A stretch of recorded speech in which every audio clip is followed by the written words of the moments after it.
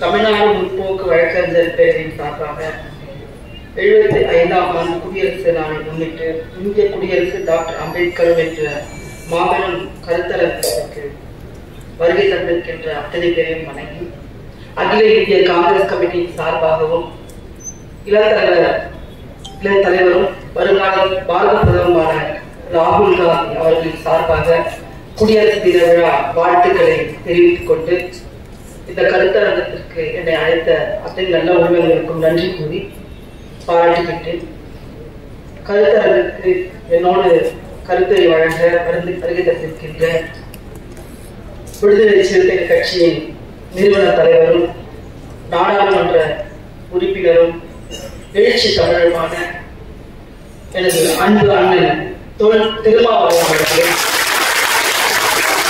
மரியாதைக்குரிய கூடுதல் எழுத்தாளரும் சமூக செயற்பாட்டாளரும் டாக்டர் ஆனந்த் டெட்டும் அவர்களே, மரியாதைக்குரிய வழக்கறிஞர் ரஜினிகாந்த் அவர்களே, அவரை பற்றி ஒன்றும் சொல்ல வேண்டும். ரஜினிகாந்தும் நானும் சென்னை உயர்நீதிமன்ற வழக்கறிஞர் சங்க தேர்தலில் எதிரும் புதிரமாக போட்டியிட்டு பல்வேறு கலவரங்களை சந்தித்திருக்கின்றோம். ஆனால் அது தேர்தலாக மட்டுமே நாங்கள் பார்த்தோம். நட்பை இன்றவரும் நாங்கள் தொடர்ந்து கொண்டே இருக்கின்றோம். ஏனென்றால் கொள்கையிலும் அம்பேத்கர் என்ற சித்தாந்தத்திலும் நாங்கள் உறுதியாக இருக்கின்றோம். இருவரும் மிக சிறந்த கல போராளி. தமிழகத்தில் வேணும்னா சினிமா துறையில் வேண்டாம் சூப்பர் ஸ்டார் இருக்கலாம். ஆனால் சென்னை உயர் நீதிமன்றத்தில் சூப்பர் ஸ்டார் என்றால் இன்றைய ரஜினிகாந்த். எந்த போராட்டமாக இருந்தாலும் அது ரஜினிகாந்தோட பங்கெடுப்பது முதன்மையாக இருக்கும். குறிப்பாக தமிழகத்தில் எந்த இடங்களில் பட்டியலின சகோதரர்கள் பாதிக்கப்படும் போது முதல் குரலாக வழக்கறிஞர் என்ற முறையில் ரஜினிகாந்தோட குரல் ஓங்கி ஒலிக்கும். அந்த பட்டியலின சகோதரர்கள் பாதிக்கிறார்கள் என்றால் சென்னை உயர்நீதிமன்றத்தில் உடனடியாக மனு தாக்கல் செய்யப்படும் அவர்கள் உரிமைக்காக. ரஜினிகாந்த் மூலமாக நான் அண்ணல் அம்பேத்கர் அவர்களை படித்திருக்கின்றேன் பல்வேறு போராட்ட களத்தின் மூலமாக. அதே போன்று அவருக்கு நன்றி கூறி, அதே போன்று எங்களுக்கு இந்திய சுதந்திரத்தின் தாக்கத்தை எப்படி நமது அண்ணல் அம்பேத்கர் காந்தி அவர்கள் ஊற்றினார்களோ அதே போன்று போராட்ட குணத்தை எங்களுக்குள் ஊற்றியவர் மரியாதைக்குரிய மூத்த வழக்கறிஞர் விஜயகுமார் அவர்கள். எப்பொழுதுமோ ஜனநாயக சக்தியை ஒன்றிணைத்து சென்னை உயர் நீதிமன்றத்தில் நீதிபதிகளுக்கு எதிராக கூட ஜனநாயக முறைப்படி வாடுகின்ற ஒரு நல்ல குணம் படித்த எதிர்க்கின்ற ஒரு தைரிய துணிச்சல் மிக்க ஒரு வழக்கறிஞர் எங்களுக்கெல்லாம் முன்னோடியாக இருக்கின்றார். அதே போன்று ஏழை மக்களுக்கு, எளிய மக்களுக்கு இலவசமாக வழக்குகளை நடத்தி பல்வேறு தரப்பு மக்களின் உரிமைகளை மீட்டெடுத்த தலைவர் அண்ணன் தான் சங்கர் சுப்பு அவர்கள். அதே போன்று மனோகர் அவர்கள் போன்ற அத்தனை நல்ல உள்ள நிறைய வழக்கறிஞர் வந்திருக்காங்க. எல்லாரும் பேரும் சொல்லணும். அண்ணன் 3 மணிக்கு வெளியே கிளம்புனாங்க வேற வீட்டுக்கு. அதனால நான் சீக்கிரமா பேசணும்னு நினைக்கிறேன். அதே போன்று காங்கிரஸ் பேரியக்கத்திலிருந்து என்னோடு வந்திருக்கின்ற எனக்கு மரியாதைக்குரிய நண்பர் செந்தமிச்செல்வன் அவர்களே, காங்கிரஸ் பேரியக்கத்தின் மாநில செயலாளர் ரஞ்சித்குமார் அவர்களே, ராசிதமி அவர்களே, திலகவதி அவர்களே மற்றும் இங்கே ஏராளமாக அமர்ந்திருக்கின்ற வழக்கறிஞர் பெருமக்களே, சட்டக்கல்லூரி மாணவர்களே, சகோதர அனைவருக்கும் வணக்கம். இன்றைய கருத்தரங்கத்தின் நோக்கம் என்பது குடியரசு மற்றும் டாக்டர் அம்பேத்கர் மிக ஒரு சிறப்பானது ஒரு கருத்தரங்கம். நிறைய நம்ம அரசியல் கட்சி கூட்டத்திற்கு பொதுக்கூட்டத்துக்கு போயிருப்போம், பேசியிருப்போம். ஆனா அறிவு சார்ந்து சிந்திக்கக்கூடிய ஒரு அறிவு சார்பான ஒரு கூட்டத்திற்கு என்னை அழைத்ததற்கு நான் ரொம்ப சந்தோஷப்படுகின்றேன். குறிப்பாக இருக்கின்ற 95% இளைஞர்கள் இந்த தேசத்தை அடுத்த தளத்திற்கு வழிநடத்தி செல்லக்கூடிய ஒரு கடமை உணர்வோடு உட்கார்ந்து கொண்டிருக்கின்ற சகோதரர் முன்பாக பேசுவதில் எனக்கு ரொம்ப சந்தோஷம். இன்றைக்கு குடியரசு தின சுதந்திர தினம் என்றால் கொடியேற்றுவது, மிட்டாய் கொடுப்பது என்ற ஒரு சம்பிரதாயத்தோடு இன்றைக்கு முடிந்து போவது என்பது மிகவும் வேதனைக்குரிய விஷயம். சுதந்திரம் என்றால் நமக்கு அண்ணல் காந்தியடிகளும் நேரு அவர்களை நினைவுக்கு வருகிறார்கள். அதே போன்று குடியரசு தினம் என்றால் குடியரசு தினத்தின் கதாநாயகன் புரட்சியாளர் அம்பேத்கர் அவர்கள். சமூகமும் இந்த இந்திய தேசமும் ஒவ்வொரு குடியரசு தினத்தின் போதும் அவரை போற்ற, வணங்க, கொண்டாட மறுத்திருக்கின்றது.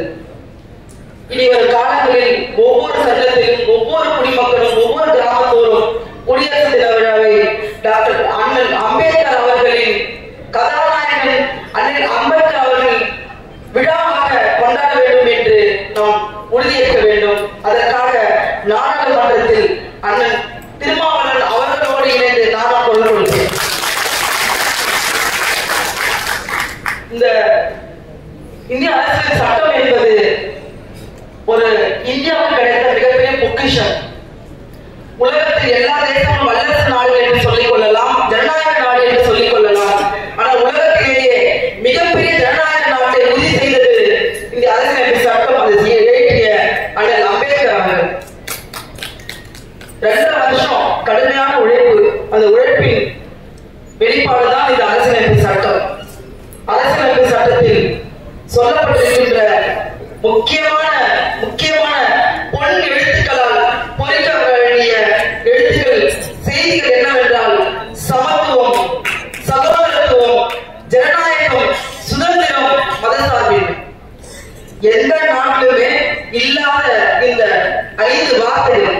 இது நம்ம ஏதோ சுதந்திரம், சமத்துவம், சகோதரத்துவம் அப்படின்னு கடந்து போக முடியாது.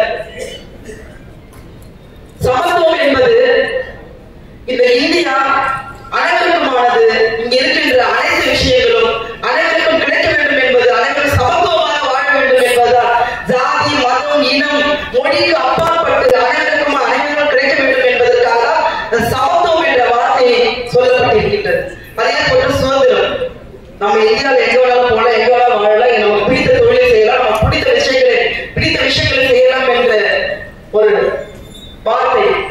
இன்றைக்கு நம்ம மாட்டுக்கறி சாப்பிட்டா கூட நம்மளை கூட்டு தோலை குடித்து அடிக்கின்ற ஒரு மோசமான ஒரு சூழல் தான் இன்றைக்கு இந்தியாவில் நிகழ்ந்து கொண்டிருக்கின்றது. அதே போன்று ஜனநாயகம் என்பது அவர்கள் ஒவ்வொரு மனிதனுக்கும் தனிப்பட்ட கருத்துக்கள் இருக்கும். நமக்கு பிடிக்காமல் கூட போகலாம். அவர் சொல்ற ஒரு நண்பர் சொல்ற கருத்து நமக்கு பிடிக்காமல் கூட போகலாம். ஆனால் அந்த கருத்தை உள்வாங்கிக் கொண்டு அந்த கருத்தை சொல்வதற்கு அவருக்கு சுதந்திரம் கொடுக்க வேண்டும். அதுதான் ஜனநாயகம். அந்த ஜனநாயகத்தை எவ்வளவு அற்புதமாக இந்திய அரசியல் சட்டத்தில் ஒரு வார்த்தை, ஜனநாயகம் என்ற வார்த்தைக்கு எவ்வளவு பெரிய ஒரு முக்கியத்துவம் இருக்குது என்றால், எதிர்த்தரப்பாக இருந்தாலும் சரி அவன் கருத்துக்களை சொல்வதற்கு நாம் அவருக்கு உரிமை உண்டு என்பது ஒரு ஆணித்தரமாக சொல்லப்பட்ட விஷயம். அதே போன்ற சகோதரத்துவம். இந்தியாவில் இருக்கின்ற அத்தனை மக்களும் சகோதரிகளாக வாழ வேண்டும். அது எந்த சாதியாக இருக்கட்டும், எந்த மதத்தை சார்ந்தவர்களாக இருக்கட்டும், எந்த இனத்தை சார்ந்தவர்களாக இருக்கட்டும், அத்தனை பேருமே சகோதரத்துவமாக வாழ வேண்டும் என்ற எண்ணத்தோடு சொல்லப்பட்டது. இப்படி சொல்லப்பட்ட ஒவ்வொரு வார்த்தைகளும் இந்த தேசத்தின் முன்னேற்றத்திற்காக, இந்த தேசத்தின் மக்கள் அமைதியாக வாழ்வதற்காக, இந்த தேசத்தின் மக்கள் சமத்துவமாக வாழ்வதற்காக முகப்புரையில் சொல்லப்பட்டிருக்கின்ற வாசகம் என்பது ஏதோ இந்திய அரசியலமைப்பு சட்டத்தின் புத்தகத்தில் கடைசியில் சொல்லப்படவில்லை, நடுவில் இந்திய அரசியலமைப்பு சட்டத்தின் நடுப்பகுதியில் சொல்லப்படவில்லை. இந்திய அரசியலமைப்பு சட்டத்தின் முதல் பகுதியில் ஏன் சொன்னார் என்றால், முதல்ல ஒரு புத்தகத்தை படிச்சு ஒரு புத்தகம் முழுவதும் படிச்சு திருந்துவான்.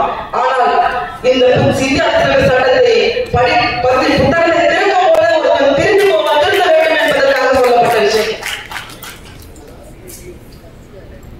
சாதி ரீதியான, மத ரீதியான, இன ரீதியான கலவரங்களை 2014க்கு பின்பாக இந்தியா முழுவதும் பார்க்க முடிகிறது.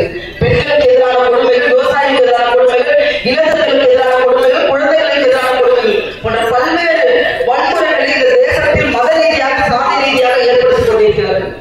அதையெல்லாம் ஒழித்து எழுத வேண்டும்.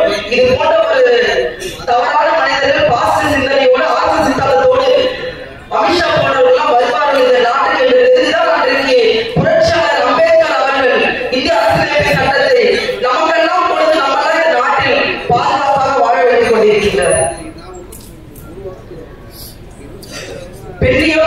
பெண்களின் முன்னேற்றம், முற்போக்கு சிந்தனை உள்ள பெண் அமைப்புகள் கூட, சோசியலிசம் பேசுகின்ற பெண் அமைப்புகள் கூட ஏனோ அம்பேத்கர் அவர்களை பேச மறந்திருக்கிறார்கள். உலகத்திலேயே பெண்களின் முன்னேற்றத்திற்காக, பெண்களின் உரிமைக்காக ஒரு மாமனிதர் தன் பதவியை ராஜினாமா செய்தார் என்றால் அது புரட்சியாளர் அம்பேத்கர் அவர்கள் தான். 2 காரணங்களுக்காக பதவியை ராஜினாமா செய்தார். ஒன்று, பெண்களின்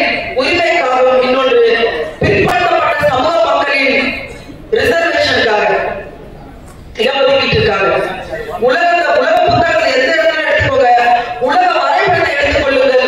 எந்த ஒரு தலைவராவது பெண் உரிமைக்காகவும் பிற்படுத்தப்பட்ட பட்டியலிடப்பட்ட மக்களுக்காகவும் தன்னுடைய பதவியை ராஜினாமா செய்தார் என்றால் உலக வரைபடத்தில் எங்க பார்த்தாலும் கிடையாது. ஒரே ஒரு தலைவர். அதனாலதான் நானே இன்னைக்கு நாடாளுமன்ற உறுப்பினராக இன்றைக்கு உங்கள் முன்னால் பேசிக் கொண்டிருக்கிறேன். ஆனால் பெண்ணியம் பேசுகின்ற அமைப்புகள், பெண் முன்னேற்றத்தை பேசுகின்ற பெண்கள், அந்த அமைப்புகள், சமத்துவத்தை பற்றி பேசுகின்ற பெண் அமைப்புகள் அண்ணல் அம்பேத்கர் அவர்களை கொண்டு சமூகத்தில் இருக்கின்ற பெண்கள் மனதில் கொண்டு செல்லவில்லை. நான் ஸ்கூல்ல படிக்கும் பொழுதும் கல்லூரியில் படிக்கும் பொழுதும் அண்ணல் அம்பேத்கர் அவர்களை சரிவர படிக்கவில்லை. ஏனென்றால் எனக்கு சொல்லிக் கொடுக்கவில்லை யாருமே. சட்ட கல்லூரியில் படிக்கும் போது கூட நான் சில புத்தகங்கள் வாங்கிதான் அண்ணல் அம்பேத்கர் அவர்களை பற்றி படித்தேன். ஆனால் சென்னை உயர் நீதிமன்றத்தில் நடந்த பல்வேறு சமூக நீதிக்கான போராட்டத்தில் தான் நான் அண்ணல் அம்பேத்கர் அவர்களை தினமும் படித்தேன். எப்படிப்பட்ட ஒரு மாபெரும் தலைவன், பெண்கள் உரிமைக்காக அன்றைய காலகட்டத்தில் போராடிய தலைவன். இன்றைக்கு பெண்கள் இந்தியா முழுவதும் அரசியல் தலைவர்களாக இருக்கிறோம், டாக்டரா இருக்கோம், இன்ஜினியரா இருக்கோம், உள்ளாட்சி தேர்தலில் வெற்றி பெற்று உள்ளாட்சி பிரதிநிதிகளாக இருக்கின்றோம். அதற்கெல்லாம் அன்றைக்கு அடித்தளமிட்டவர் அண்ணல் அம்பேத்கர் அவர்கள், நேரு அவர்கள், காந்தி அவர்கள். சமத்துவம் சமத்துவம் என்று ஒரு வார்த்தை எந்த அளவுக்கு முக்கியமானது என்றால் இன்றைக்கு உள்ளாட்சியில் 33% இடஒதுக்கீடு பெற்று பெண்களும் பட்டியல் சமூக மக்களும் இன்றைக்கு பிரதிநிதிகளாக இருக்கிறார்கள் என்றால் அன்றைக்கு அது ராஜீவ்காந்தியின் கனவு அது நிறைவேறியது. அதற்கு அண்ணல் அம்பேத்கர் அவர்கள் எழுதிய இந்திய அரசியலமைப்பு சட்டம் தான் ஒரு காரணமாக இருந்தது. இந்திய அரசியலமைப்பு சட்டம் எந்த அளவுக்கு வலிமையானது. இங்க பேசின அண்ணன் பாப்பா மோகன் அவர் கூட சொன்னாரு, என்னை கடவுளாக நீங்க கும்பிடுவதை விட என்னை ஆயுதமாக ஏற்றுங்கள், நான் பயன்படுவேன் என்று சொல்ல. அதனாலதான் இன்றைக்கு இளைஞர் ராகுல் காந்தி நாடாளுமன்றத்தில் தினமும் வரும்பொழுது இந்திய அரசியலமைப்பு சட்டம் என்ற ஆயுதத்தை ஏற்றி கொண்டு வந்து கொண்டிருக்கிறார். அதனாலதான் சங்கிகளுக்கு பயந்து கொண்டிருக்கிறார். நாடாளுமன்றத்தில் அமித்ஷா அவர்கள் என்னங்க எப்ப பார்த்தாலும் அம்பேத்கர் அம்பேத்கர் அம்பேத்கர் சொல்றீங்க, கடவுள் சொன்னாவது உங்களுக்கு சொத்து கிடைக்கும்னா எவ்வளவு ஒரு இழிவான செயல், இழிவான சொற்கள், இழிவான மனநிலை அமித்ஷா அவர்களுக்கு இருந்திருந்தால், அந்த RSS காரர்களுக்கு இருந்திருந்தால் இப்படி ஒரு இழிவான ஒரு வார்த்தை நாடாளுமன்றத்தில் பேசினார். இளந்தலைவர் ராகுல் காந்தி அடுத்த நாள், ஓ நீ இப்படி எல்லாம் பேசியா, இந்தியா உனக்கு வைக்கிற வேட்டுன்னு வந்தார். அடுத்த நாள் எங்க எல்லாருமே நைட் எங்களுக்கு எல்லாருமே ஒரு வாட்ஸ்அப்ல மெசேஜ், நாளைக்கு நீங்க எல்லாருமே ப்ளூ கலர் ட்ரெஸ்ல தான் வரணும். இந்தியா கூட்டணியில் இருக்க அத்தனை நாடாளுமன்ற உறுப்பினர்களுக்கு ஒரு தகவல் வந்துச்சு, நீங்க எல்லாரும் ப்ளூ கலர் ட்ரெஸ் தான் வரீங்க, நாளைக்கு அண்ணல் அம்பேத்கர் புகைப்படத்தோடு நாம நாடாளுமன்ற வளாகத்தில் போராடுவோம் என்ற ஒரு அறிக்கையை வாட்ஸ்அப் குரூப் வந்துச்சு. எனக்குலாம் உண்மையில ப்ளூ கலர் ட்ரெஸ் தேடி பார்த்தா அன்னைக்கு இல்லை, ஆனா எனக்கு கேட்டு கைட்டு வந்து அன்னைக்கு ராகுல் காந்தி அவர்கள் அந்த நாடாளுமன்றம் முழுவதும் ப்ளூ கலர் ஷர்ட்டும் ப்ளூ கலர் சாரியோட நமது புரட்சியாளர் அம்பேத்கர் அவர்களின் புகைப்படத்தை கையில் ஏந்தி கொண்டு நாங்கள் எல்லாம் நடந்தோம். இளந்தலைவர் ராகுல் காந்தி ப்ளூ கலர் டிஷர்ட் அணிந்திருந்தார். ப்ளூ கலர் டிஷர்ட்டில் ஒரு சிறப்பு இருந்தது, ஐ ஆம் அம்பேத்கர் என்று எழுதப்பட்டிருந்தது. இந்த நேரத்தில் பல்வேறு மதங்கள், இனங்கள், சாதிகள் இருந்தாலும் ராகுல் காந்தி ஒற்றை குரலாக நெஞ்சை நிமிர்த்தி சொன்னார், ஐ ஆம் அம்பேத்கர் என்று சொன்னார். எங்க வந்து வட மாவட்டங்கள் முழுவதும் ஜெய் ஸ்ரீராம் ஜெய் ஸ்ரீராம் என்று முழக்கத்தை சொல்லுங்கள் சொல்லுங்கள் என்று இஸ்லாமிய சகோதரர்களையும் பட்டியல சகோதரர்களையும் பிற்படுத்தப்பட்ட சகோதரர்களையும் அடித்து தாக்குகிறார்களோ அதே ஸ்லோகத்தை வைத்து இளந்தலைவர் ராகுல் காந்தி நாடாளுமன்றத்தில் அவர்கள் தாக்கினார்கள். எல்லா மதத்தை சார்ந்தவர்களும் நாம் மதிக்கின்றோம், அவர்கள் மத உணர்வையும் நாம் மதிக்கின்றோம். இளந்தலைவர் ராகுல் காந்தி கூட மிகப்பெரிய சிவன் பக்தர் தான். அதற்காக இந்த சமுதாயத்தில் இருக்கின்ற அத்தனை பேரின் உணர்வுகளை மதிக்க வேண்டும் என்ற எண்ணத்தோடு செயல்படக்கூடியவர். அன்றைக்கு ராகுல் காந்தி அவர்கள் ஜெய் ஸ்ரீராம் என்ற கோஷத்தை